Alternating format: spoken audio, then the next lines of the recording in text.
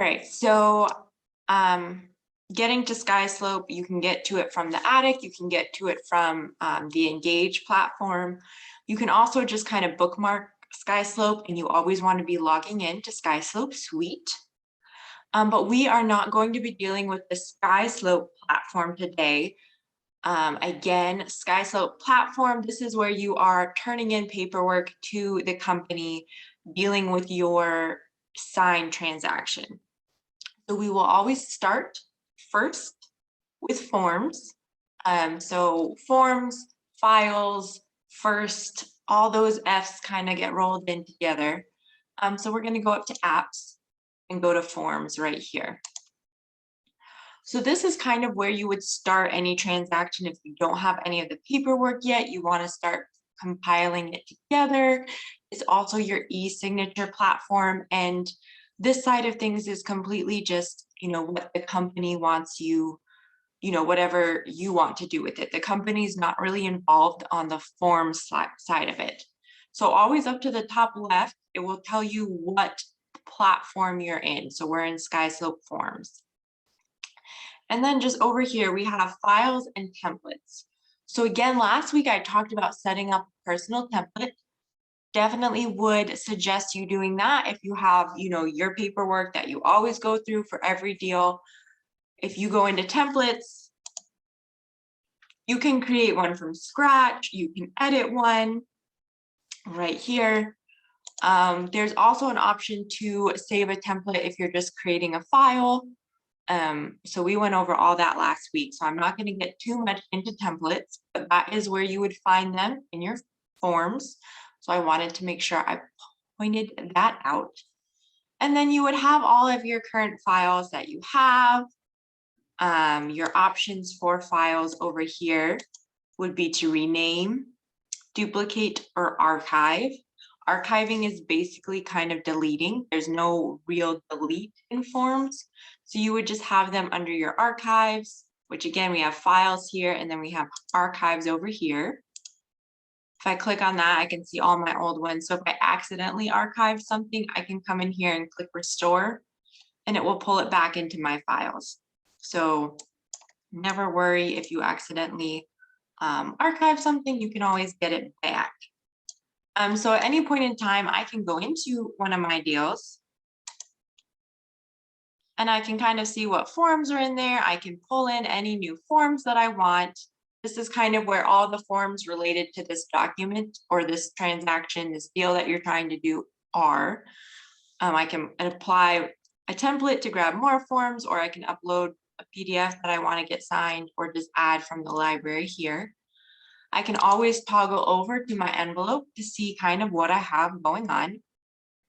So right now I just have this envelope in draft form. So when it's in draft form, my actions, I can edit it, I can rename it, I can delete it. This is all just, it's not reached the e-signing stage yet. So kind of just walking through forms, your different options, how it works. So if I see, oh, I didn't specifically name this, and this is just maybe the PCD, and I want to make sure I know this envelope is just the PCD, I could rename it, 272 Castlesgate Drive PCD. I can be like, oh, I want to start fresh, just delete it. Or I can come in here and edit it, add more forms, fill it out, all of that stuff. So that's kind of this tab. This tab is filling out the forms and possibly e-signing them. So we have putting all our forms in one place for this deal. Then we have filling out the paperwork, possibly sending it to get e-signed here. And then this is just extra file details if you wanted to put it in. You'll notice none of these are required, but they can all be here. File name, MLS number, sale price, all of that, as well as your contacts down here. You can remove, you can add a contact, their role, their email. There you go. And so that's kind of breaking down the forms that you are creating. Any kind of questions with that? Again, there's a small group of us, so just shout them out if you have any questions. So So I'm going to go back to files. At any point in time, I can get back to that main page by clicking files or by clicking SkySlope forms. It's going to bring me to this page. So I can then create a new file over here. And so again, you're just filling out this information. I have a buyer. You have the option if your client's a company trust or other entity, you can do their organization name and their representative. Or I can add an additional contact if there's more than just one. I'm just going to do this.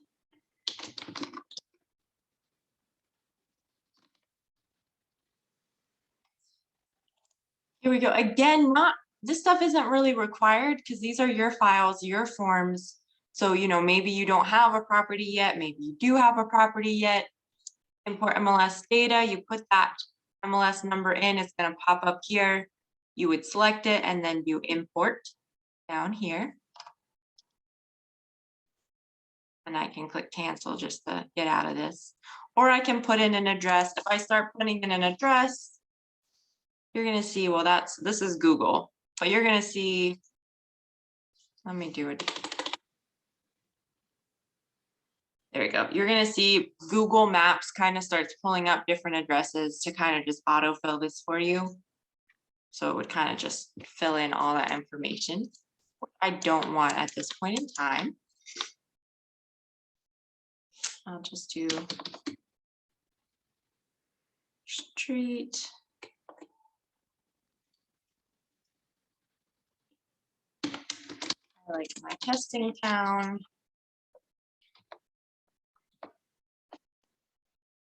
And then naming the file. So here we have, it's not going to allow you to duplicate a name.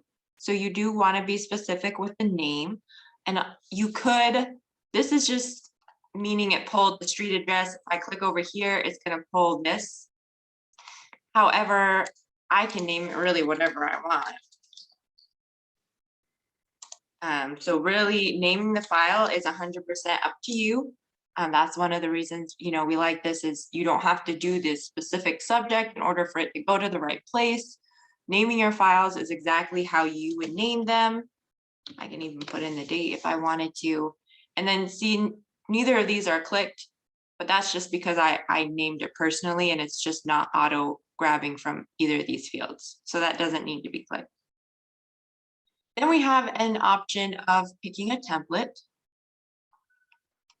Down here, your personal templates, if you set them up, will show up first. But then we have our brokerage templates down here. You cannot click multiple. You can only start with one, but I'll show you how easy it is to pull one in. So say if we wanted to start with buyer agency, I could click that one. You'll also notice, resale, land, new construction. The companies tried to be pretty specific with the different templates that they have set up, just so that you're getting the documents needed for your specific deal and not a bunch of other documents that you don't need. They did the same thing with checklists on the SkySlope side, because having to explain why you don't need a document because it's a specific deal was, everyone was having to do that and it was annoying to everyone. So they, with specific checklists and making sure new construction, resale, land, avoiding that extra time, saving people time by doing that. So here are these forms right here.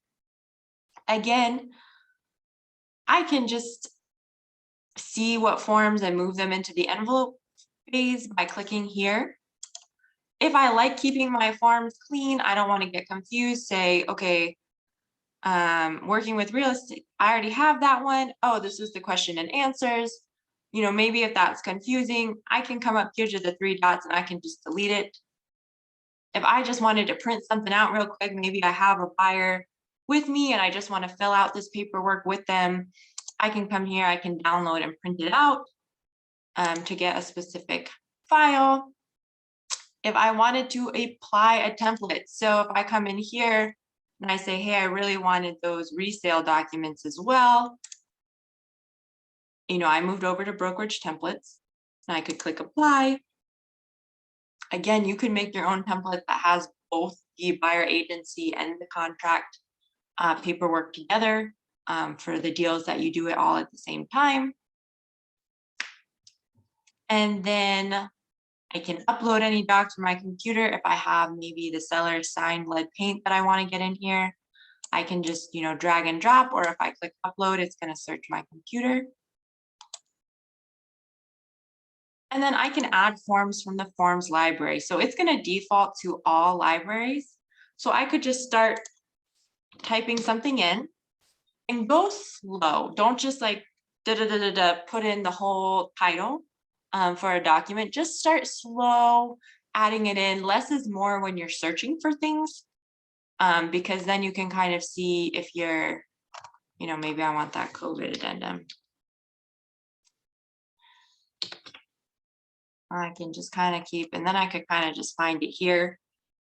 Because if I go to type something in very specifically and maybe I typo it, or, it was a dash and I just had a space, little things like that could have it not show up in your search. So again, really less is more when you're doing that. You would find what you want. I could just view it to see if that's the one I wanted. I could download or print it, again, if I was just trying to grab it real quick. Or I can come over here and click add, and it's going to add to my file. I need to remember to come here and click next. That's going to actually put it in, and my 19 forms will go up to 20, and it's going to show up at the bottom. That's adding. Say if I click that and I went, oh, but I don't want to add anything, can click back, or right up here above add forms, it's going to be your file name, and I can just click that to go back. So I'm just going to click a couple of forms to start this envelope. So we recommend the best way to do it is just to click those little circles up to the top left and do fill and send.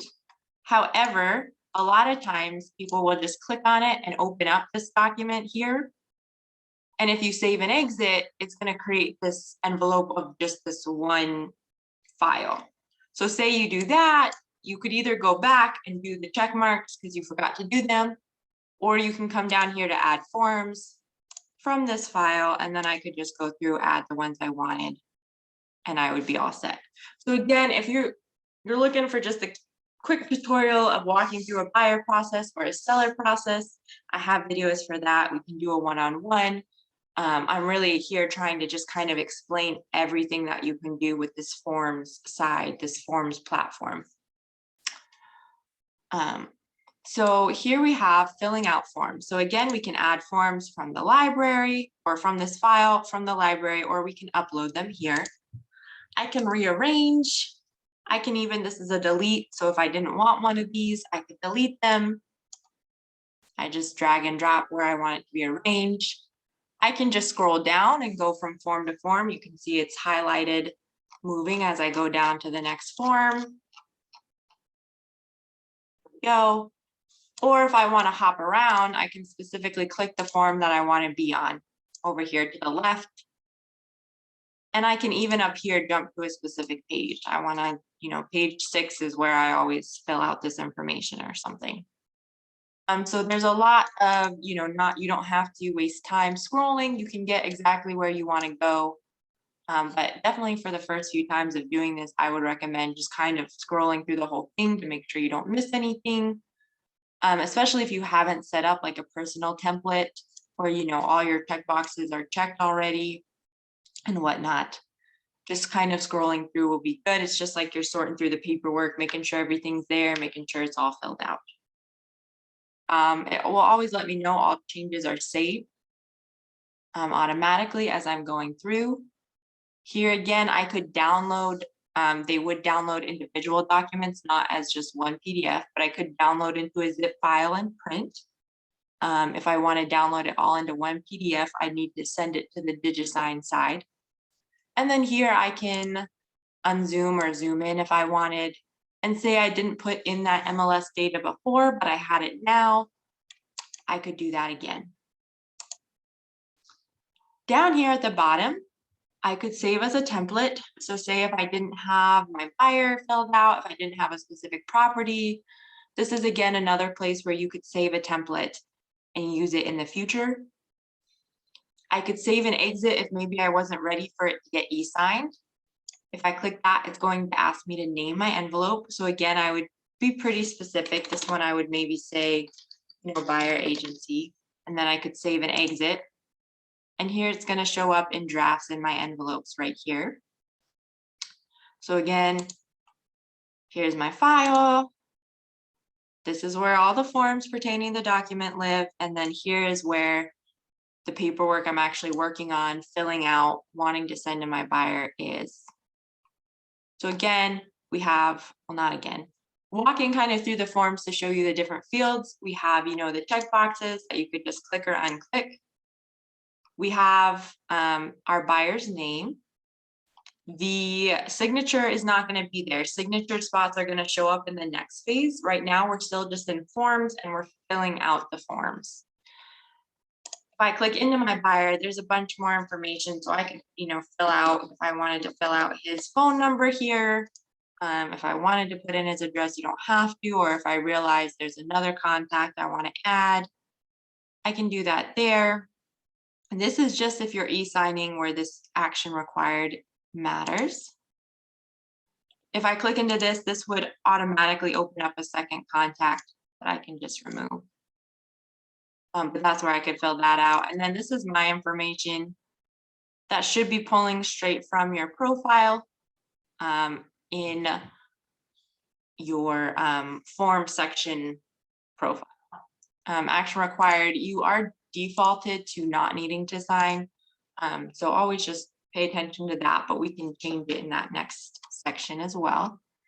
But I could just go out, if there's a date field, this is just going to pop up the date. Here's my check boxes. If I want to put anything in, I can put that in. Begins today. It's one property. You could do date, kind of just going through. But here you go. You kind of just fill this out how you would normally fill it out. I'm seeing if there's any big chunks. But most of the time you're just typing in here. There we go. So sometimes if there's multiple lines, when you click in, it's just going to open this big paragraph because you can write a bunch in it. So it's the same thing. You would just fill this out and it's going to show up here. It's just, if it's a smaller one, you can type right in. This is just going to open up something extra. Just to point that out. Again, these are for the signature side of things. Going to pop up a big one. And then again, see, so you don't necessarily need to have all these filled out. If they just have a cell phone, but here I could come in here, put their street address, just fill this out, my phone number. Here's the information. The email is really tiny just because there's only so much space to put it in. So if I had a smaller email address, it would be larger. But you should already have their email before this, most likely, especially if you're e-signing with them. So again, I can save and exit, or I can move on into DigiSign. So this is forms, filling it out, what you can do with it. And now we want to, maybe get it signed. So again, it gives me this option to do the envelope name in case I hadn't saved it and I'm just going through this all at once. I could name it. I could make sure we both need to sign. I click next. And here is DigiSign. So along the top, this is going to be our signer. We can switch signers. And then this is the actions that will be attached to the signer. So we have signature, you click and you drop it in. Boom, signature here. I can say it's an optional field or not. This editing block will pop up, or I can delete it. I have to make sure I delete the date. Initials, just going to be their initials here. It will do TA just to show you, this is the training agent's initial box that they have to click and sign instead of my TJ tester. full name. So if I was doing a PDF and I just wanted to put the full name underneath the signature line, could do that there. Again, delete it. If I needed a date somewhere, this is going to, when they click on it, it's going to be, 4/18/2022, the exact date that, they clicked on it. And time for those places that need the date and the time, the exact moment they clicked on this box, that's there. And then there's also checkboxes, text fields, and strike throughs. So this is a little more advanced. You don't really need these unless you're dealing with a lot of uploading PDFs that you're going to get signed. Most of these forms in here that are not an uploaded PDF are going to be already mapped out by the company, depending on what library it was pulled from. So see, buyer signature is already here. Initials, yours and theirs, is already set up. So there's really not too many reasons you would need this other than if you're dealing with an uploaded PDF or a specific document that you're adding in that is not mapped out. I'm gonna pause here on these initials because if we click here, we see this is an optional field because the buyer has a chance to do this one or this one. So say if you've already talked this through with them, you already know which one they're clicking this first one. You can just click on that, make it, now it's required. And then I could just delete this one. And then if you know, hey, we did talk about this, it could be applicable, whatever, I can then make this required too. And so that kind of helps you not, make sure your paperwork is properly filled out because they now need to initial both of these spots rather than seeing 3 optional, not knowing, what you guys had decided or what you wanted. And, a lot of times people don't read, a lot of times they're just kind of clicking through. So just making sure that your document is signed or they didn't, initial every single line. That's kind of what you can do to help with that. And then just, here's the signature again here. If you notice any of this is not filled out, that was done in the filling form side that we just went through. Oops. Here's your signature. And then just down here at the bottom. So see, this also, the editing block is going to stay open on that last block that I edited, so I can just exit out of that. So that's kind of across the top. Strike through, if I click on that and I just go through this, that's what it's going to look like, and then I can move it around. The text box, say, maybe I did really want to put in my phone number and I didn't for some reason. I can pop that in, make sure it's for me, say, 518-928-1165, read only, and just put that in there. If you just needed to. And then checkbox is can get pretty complicated because I can set it up here. I can choose that there's going to be, 4 different ones. I'm going to make the 4 ones. And then I have the options of, okay, they need to at least check one of these, or they need to check at most, 2, or they need to check exactly this amount. So you can kind of be picky about what they want, or you can have ones that are checked by default down here. So just a lot you can kind of do with these checkboxes. If that's something you run into specifically, you can even do the alignment. If that's something you run into specifically, we can just call me and we can work through that document with you to get it how you want. We'll see our documents to the left, and then we'll see our recipients over here to the left. Edit recipients. I can add a signer group, so it defaults to having everyone sign at the same time. If I add a signer group, I can just drag them down, and then it says who signs first, who signs second. I can drag them back up if I want, and then I can click edit over here. And it's just going to say, needs to sign my action and my signing group. But if it was here, this client, and I have the option, oops, this was a typo, let me fix this email. Here, there's also just a receives copy action.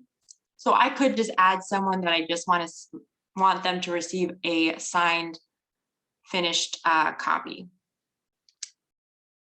And then for the sake of time, I have about 3 minutes. We're just going to have him not needing to sign, just so I can walk you through signing. This is what that looks like, and then we would save.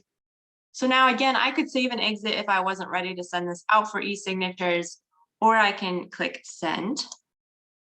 And then here I can write a specific email subject and email message. The default one is pretty to the point, like you have documents to sign, your documents are ready to review and sign.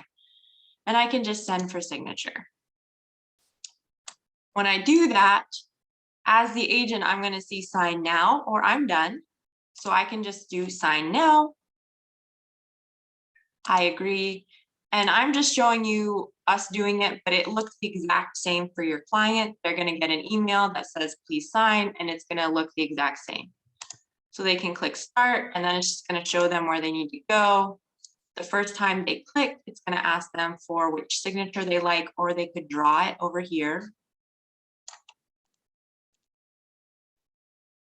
Use the signature, and then it's just going to take them to the next one.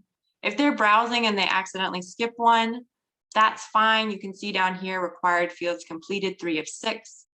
That's not going to change until, and this is not going to light up blue until they've signed everywhere. And here it took me right back to that one that they had missed. 6 of 6, finish signing. Here's where you have the opportunity to download as a zip file, individual PDFs, or you can download as one PDF and just download the whole thing to print out if you wanted. And then I can just click finish signing. Your client, as well as you, can now, download the signed documents if they want it for their own file, or they can click that they're done. And now this envelope has changed to completed, or it would be 1 of 2. And then here you have download the envelope, single file or single PDF, multiple, or download certificate. If it is not a completed envelope, only maybe one of the parties has signed, you do have the option to cancel the signing. If you notice a mistake, you want to fix it, or you can resend the envelope. And when you do that, again, you could change that email address. So if your client never got it, they're missing it or something, you can resend it to them and maybe fix that email address there. And so that's kind of your options. It is 10:30 now, so I want to be respectful of your time and stop. Is there any kind of other questions around just like going in depth into SkySlope forms, what you can do with it, what you could play around with it, how you would want to use it?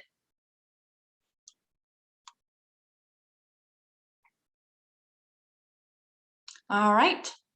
Sounds good. If you have any questions, call me, text me, email me. Be happy to help in a specific situation. But that was SkySlope Forms, and I'll see you guys next week. Have a great Monday.